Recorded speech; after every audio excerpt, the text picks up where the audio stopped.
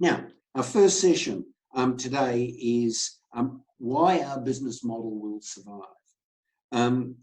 In this session, Lisa Fuentes from Alteris, Jonathan Hoyle from Stanford Brown, and Bianca de Melo will talk about why their particular approach to the creation and delivery of advice is particularly suitable for these times and how they're future-proofing their business. At about 12:30, we'll switch to a second session, which I'll introduce at the time, with Steve Aldrich, Vincent O'Neill, who are both advice providers, and Anne Harmy from Explore Wealth, to talk about what this period has meant to the relationship between clients and advice providers. But now it's my pleasure to hand over to Bianca de Melo to talk about why these business models will survive. Bianca, Lisa, and Jonathan, thanks. Lovely. Thanks a lot. Thanks, Toby, for that introduction, and hello and welcome everybody. Thank you for joining us today, and thank you, Toby, for going ahead and putting this on electronically. What we're hoping to share with you today is what we see as being key drivers of business success. So why we think business models will survive, it's these 4 key areas that the businesses will focus on. So over the last 8 years, we work with a lot of our van firms in particular, where we go really, really deep with businesses. And these are the 4 characteristics that we've seen come out. First one is that really successful businesses make sound decisions and they execute really successfully. The second one is that they have a really strong differentiated proposition. The third is that they plan for sustainable and profitable growth. And the fourth one is that they encourage a culture of ownership. Now, we've got 2 really successful businesses here today that are going to talk through how they've applied some of these drivers to their business and how it's led to their success, and also how it's set them up for the existing environment. We know that it's been very challenging the last couple of weeks, and so they'll also talk through how it set them up for being able to manage the changes that have occurred. So we'll lead off with Jonathan. So Jonathan, we know that mastering a management cycle that links strategy, risk and operations, and that if you have the right capabilities and tools in place, that's the way to maximise success. So how do you go about at Stanford Brown making key decisions in your organisation? Yeah, thank you, Bianca, and thank you, Toby, for hosting. Hello and welcome, everybody. Decision making. The events of the last 4 or 5 weeks have really brought into prominence the importance of sound decision making, and I've been reminded of an old saying, which is that the best decision is the right one, the second best decision is the wrong one, the worst decision of all is no decision. And it's very difficult in times like this to be making decisions about the future of our businesses, but that is what we have to do. It's one of my observations that as an industry, we've evolved as small partnerships with, say, 2 to 6 people who own the business, and decision making has been done largely by consensus on a collegiate basis. One of the drawbacks of this is that everyone can think that someone else is going to make the decision. And then you end up with this very well-known part of our industry, which is we don't spend enough time on our business. We're too busy in the business. So I think one of the something that Stanford Brown has always done well is have a very defined decision-making process and a real culture of accountability here. And let me just run you through how we make decisions here. First of all, we split decision-making into 2 bodies. There's the board, and then there's a management group. The board consists of 3 people, 3 shareholders, and 3 people who work in the business, which is our chairman, myself, and our head of private wealth, and 2 independent non-executive directors who don't have ownership stakes in the business, but are there to advise, challenge. And the purpose of the board is to come up with the big picture strategies, to make decisions on things like what businesses should we be in, what businesses should we not be in, what kind of profit margins should we be targeting, what kind of growth rates should we be aiming for. And the board's job really is to come up with the big picture strategies. We have 8 shareholders, but only 3 of those shareholders sit on the board. Once a year, board goes away, locks itself away for 2 days somewhere nice, hopefully. Blue Mountains last year. And the business leaders, and we have 3 businesses here at Stanford Brown. We have an accounting division, private wealth, and an employee benefits. 3 business heads put together their business plan, and my own business plan. And then for 2 days, really, we brainstorm every aspect of those plans. And at the end of that, we come up with a business plan that will guide us through the next 12 months and also the next 3 years. So that's part A. Part B is then how to, it's all well good coming up with fancy strategies. The really tough part is how do you execute? Because executing those strategies involves trade-offs. Every board wants to get everything done immediately.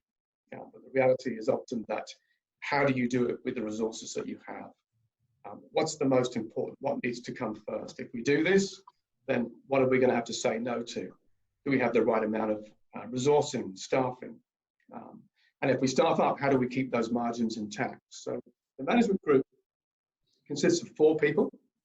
Myself, head of private wealth, our COO, and our head of client services. And really the 4 of us manage the bulk of the people at Stanford Brown. So our job is figuring out how to execute that plan. The final point I want to make is really, I think what's helped us come and make good decisions is culture of accountability, and also a culture of you're going to get things wrong, and not to overly worry. There's a lovely saying by a guy called Jim Barksdale, who was the CEO of Netscape, and he talked about 3 golden rules of business, which is number 1, if you see a snake, kill the snake. Number 2, don't play with dead snakes. And number 3, at first, everything looks like a snake. And what he meant by that was, if you see a snake, kill it, means just make the decision. And then don't play with dead snakes, which is his golden rule number 2, is once you've made your decision, don't second guess yourself. Don't go back and have we made the right decision? Should we just move on? You're not going to get everything right. And the 3rd rule, which is that decisions are hard, and every tough decision does require some pretty clear thinking. But the culture at Stanford Brown is you're going to make some mistakes. Just try and make sure you don't make the mistakes on the really big, irreversible decisions. Great. Thanks so much, Jonathan. Some really interesting advice there, and some really good takeaways, and a really strong discipline and culture that you've created there. Fantastic. Lisa, really keen to hear from you on what is Alteris's, like what is that really differentiated proposition? We've got so much research and market that tells us at the moment that, like, you know, how are firms now standing out from others? Like, what is that differentiation piece? How are you going about that at Alteris? Firstly, I wanted to say thank you to Bianca for the invitation, and also to Toby, and welcome everybody to today's session. Well, at Alteris, we don't necessarily have an ideal client. Our value proposition is about providing advice throughout generations. So we actually focus more so on a group of clients, and that's through aged care, wealth and taxation. Just to give you a bit of background on the business, there are 3 divisions in our business. So that's the aged care division, our wealth division, and our tax division. And the first one being our specialist aged care division, and here we focus on providing advice to families moving their loved ones into care. We have 9 full-time aged care advisors in this division, And what they do, they provide advice to their families moving loved ones into care, but also take them through that journey, because it is quite a complex and confusing journey for clients. And we will see approximately 1,000 families in this business a year. So the advisors in this division are too busy to be providing advice in other areas of our business, and this is the growing part of our group. The second division is our wealth and investment piece, and here we have 7 full-time advisors managing over $1 billion for private clients. Now, this is the original part of the business. It was set up in 1998. And the third division, being our accounting division, they support all the taxation affairs for our existing and prospective clients. Now, across the group, we employ 40 staff across 2 states. And I guess what makes the business quite unique is the focus around providing advice on the client's full financial life cycle. So that could start from the first mortgage to setting up a business, retirement planning, retirement living, and then into aged care.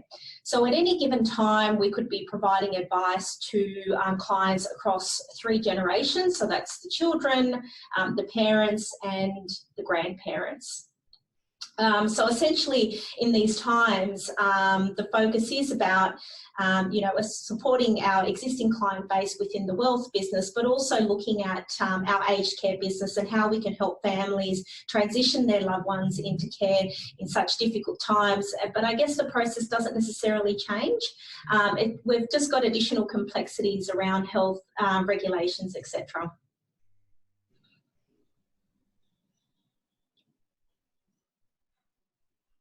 Great, thanks, Lisa. And so do you have examples of solutions where you've come to clients and you've actually co-designed off the back of that? Yeah, the big one being aged care. So our aged care business was set up 5 to 7 years ago, and it actually came from a need from our existing clients. So the client came to us requesting some assistance for to move their mum, it was their mum at the time, into care, and they just needed assistance from our advisors to steer them through the aged care system. So from that, this was 5 years ago, we developed and shaped our whole aged care business. Clients were telling us that, one, they couldn't understand the system, but also once they were in the aged care system, it was quite complex to navigate through the complexities around, government agencies, liaising with facilities, and also the emotional aspect of that journey. So we formed a structure and a service to simplify that journey. And it's all about working with the clients and working with the additional family groups, because our clients is not necessarily the only person that we would be liaising with. There's always a sibling, so there's a brother and a sister potentially involved in those discussions. So I guess for us, it's about identifying what the need is, but also providing a strategy for the client, and then the whole implementation piece. So all of this has come from feedback from our existing clients, and the business continues to build out from that feedback. Because we're seeing over 1,000 families each year. We come across some very unique family situations, and from that we continue to build out the service offering to our clients. Sounds like a very strong proposition, Lisa, and I know it's something that you're looking to expand and grow and even offer to businesses directly in the future. So stay tuned for more on that. But I'd love to move on to the third one here on your planning for really sustainable and profitable growth, and understanding both the power of organic and inorganic, and knowing that your business has gone through both of these. So what has been the growth strategy, and why did you choose that growth strategy? Okay, we've actually got a few growth strategies, one of them being through acquisition within our wealth business. The second one, the focus on that intergenerational wealth, and that's through cross referrals within our existing business. And the third one being the B2B offering in our aged care business, which you just spoke about, Bianca.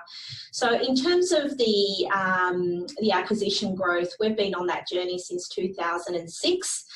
With the last two acquisitions made last year and the year before that. So they came on board within a very short amount of time, which took our business to more of a medium-sized business. As I mentioned before, we're employing 50 staff across the 2 states. But the focus in the last 12 months, in addition to embedding these acquisitions, is around the intergenerational wealth and capturing that wealth that's coming through the business. So from a business perspective, we have $1 billion shifting through the system, and our clients are getting older. And one of the things we look for is what is actually going to happen to that $1 billion in 15 years' time. And so our key focus is to build the relationships on the beneficiaries of that money, so the children of our clients. So it could mean at the same time, as I mentioned earlier on, that we're providing advice to the children, to the parents, and also to the grandparents. So the strategy here is about closing that loop. And in terms of the B2B offering, now this is, again, a focus that has come about last year, and it's just based on the conversations that we've been having with other financial planning firms within the VAN groups and also outside of VAN. And there is a need within their client base, and we have planners that come to us and say, well, you know, we could potentially do a 3-day course and we will know exactly what we need to do here. But what we've found after 5-7 years working with families every day, that a 3-day course doesn't necessarily cut the service. There is a lot in terms of building out a business model to service clients through a very emotional and difficult time. So our offering there is about coming in, very similar to an estate planning lawyer, where you'd come in, support the client and the advisor, provide them with an aged care advisor strategy, work with the advisor and the client through that journey. And that journey is about that initial inquiry about, you know, how can I fund the move for my mum or dad into care, running through the strategy, implementing the strategy, and then once that strategy is implemented, we would step out. Now, I guess from a business perspective and from the financial planning business perspective, the opportunity for them is being in front of additional family groups that they may have not necessarily been in front of in the past, and showcasing their services. So generally in these aged care meetings, it's about your client, but it's also about your client's sister, your client's brother, and it's essentially about mum or dad moving into care. So being in front of these additional family groups, it gives the planner an opportunity to showcase their services, and it also embeds that, you know, or further enhances that trusting relationship that the client has with the advisor. Aged care advice, it's emotional, it's difficult. Most clients, and from my personal experience, there's a lot of guilt involved moving a loved one into care. So it's not an easy decision to make, but once you're there is a need, and there's complexities, and there's systems that you need to go through. And if your business is not equipped to do that, it can be quite costly. So from our perspective, we're easing that burden for advisors. We're sufficing a need within their client base, but we're also able to step out once the implementation process is complete. That's great, Lisa. Thank you so much for sharing that, and for sharing that critical function and support that you provide for your clients. Jonathan, love to hear, you mentioned already in your opening around the culture of accountability in particular. I don't think there's been a more important time or critical time for a culture of ownership as there is right now, particularly as everyone takes control of their own careers and in a very flexible and new way. But we also are seeing 5 generations in the workforce. So, you know, it's like, how are you able to continue to manage, attract the talent talent, but also encourage and motivate your existing team. So I'd love to hear how you're creating that culture at Stanford Brown. Yeah, thanks, Bianca. Two separate questions there. First on ownership. Very, very important to us is a culture of ownership. The firm is 33 years old and it is owned by 8 individuals, all of whom work in the business today.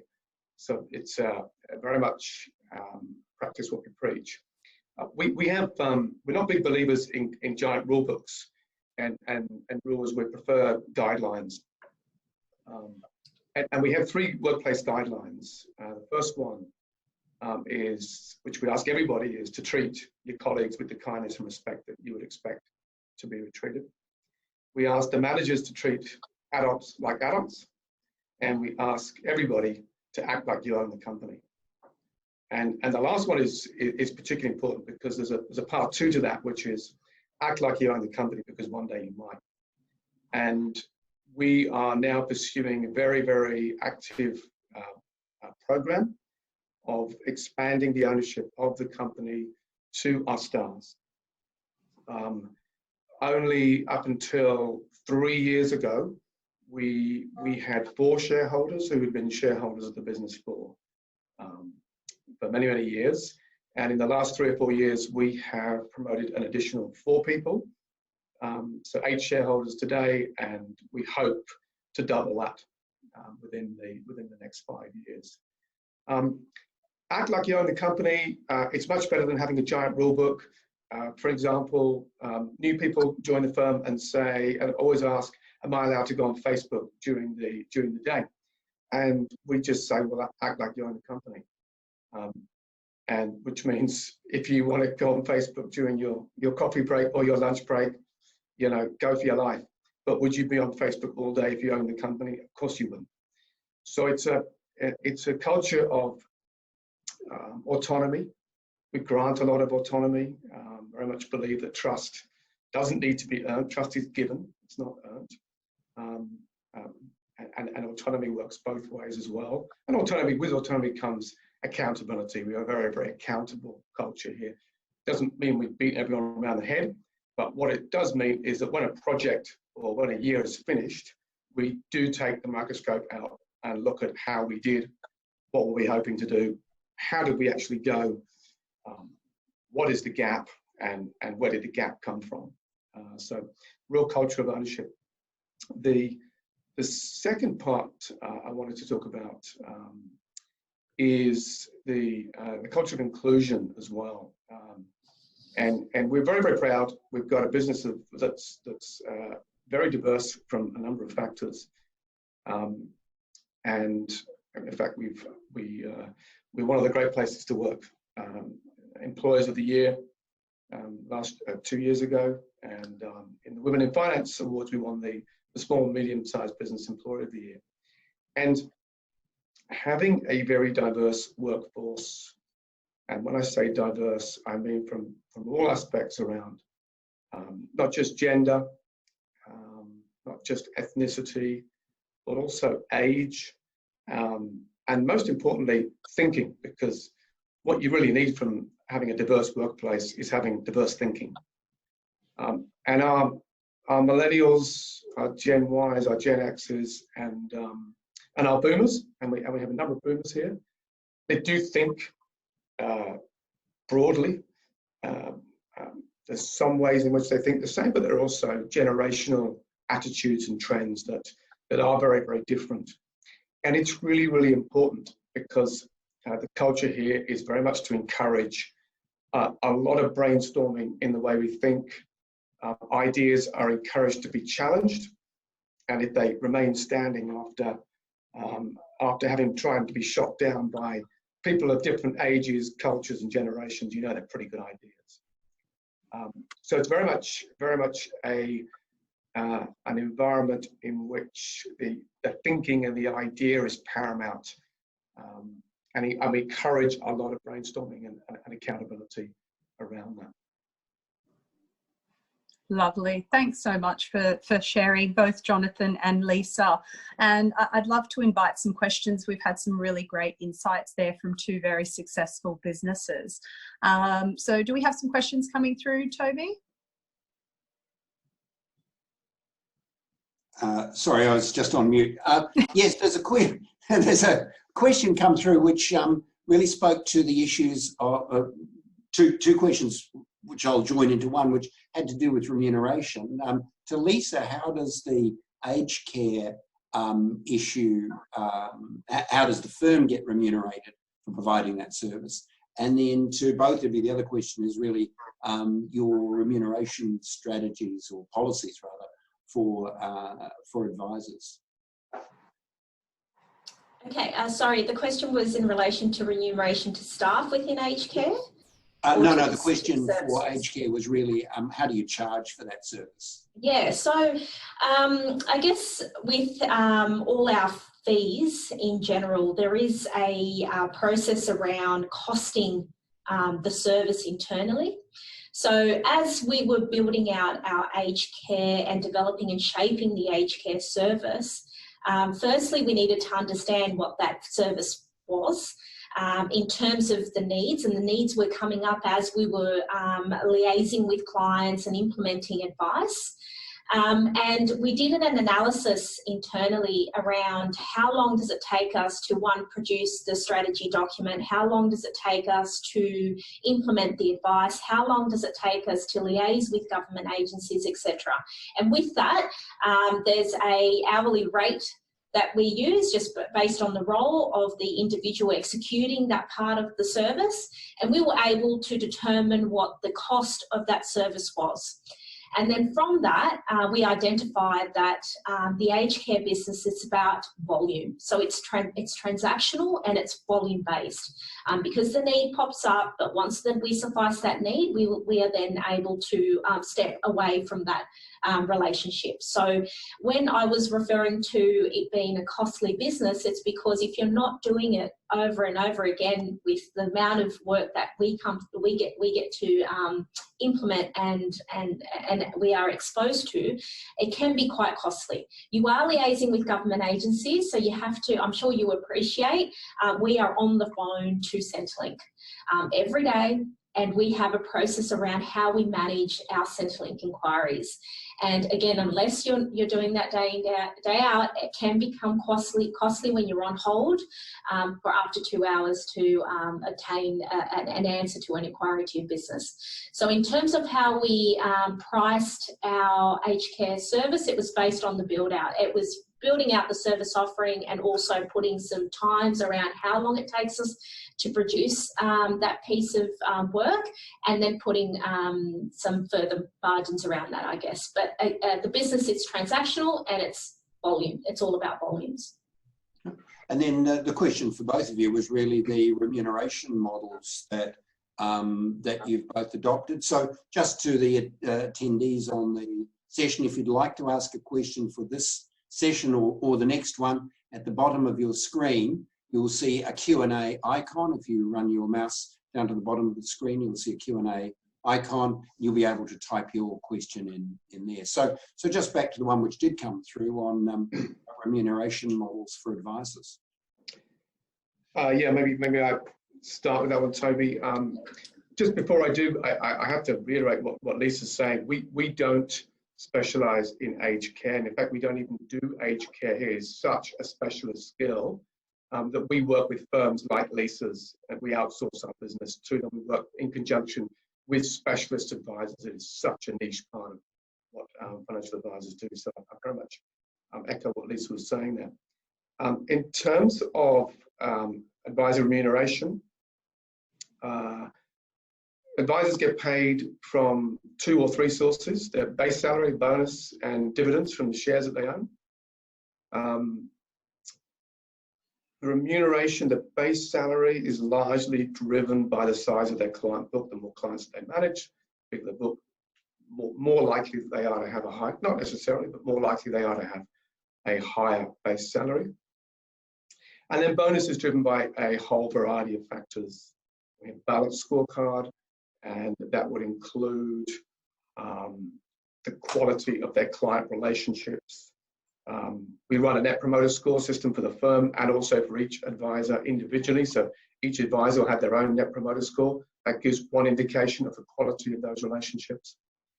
There are many other ways of determining the quality. Other factors would include compliance, study, new business development, and teamwork. And Lisa, what about within Alteris?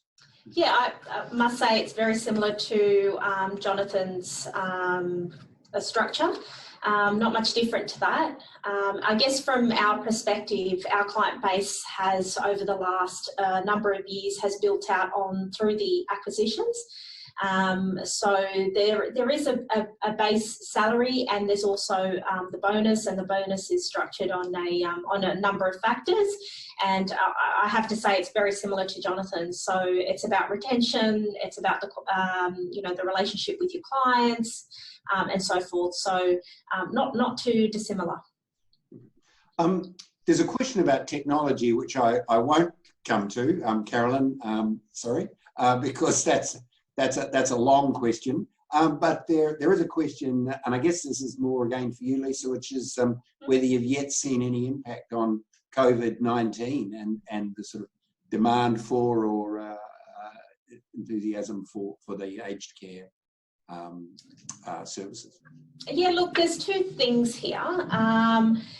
Within aged care advice, there are a number of strategies that we can look at to moving a loved one into care. But there are some basic strategies, which is around selling the family home or keeping the family home and renting. And obviously that's had an impact on the system because of COVID-19. But there are other strategies that we can look at for clients.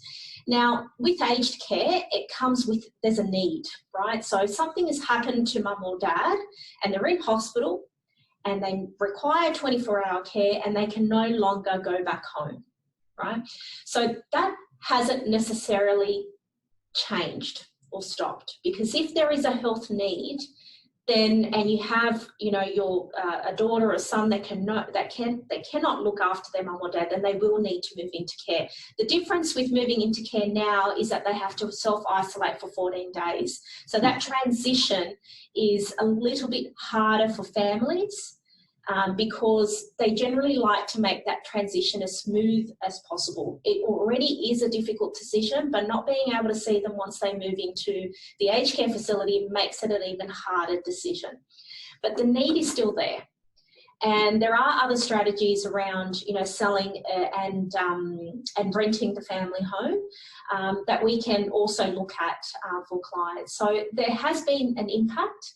But when there is a health need and you cannot look after your mum or dad at home, then there is no other option than to move them into a facility where they can get all the care that they need from a health perspective, and also that the timing, the 24-hour care that they won't. Lisa, thanks very much. And to each of the three of you, Jonathan, Lisa, and Bianca, thank you very much for your session. This topic is clearly an important and interesting one. A number of questions have come in, and I'm sure we'll put this on the IMAP schedule for the future. And it's been very interesting to me to hear two firms, both of which are at the forefront of the development of advice processes, moving into multiple areas of business. So Bianca, Lisa, Jonathan, thanks very much. Now,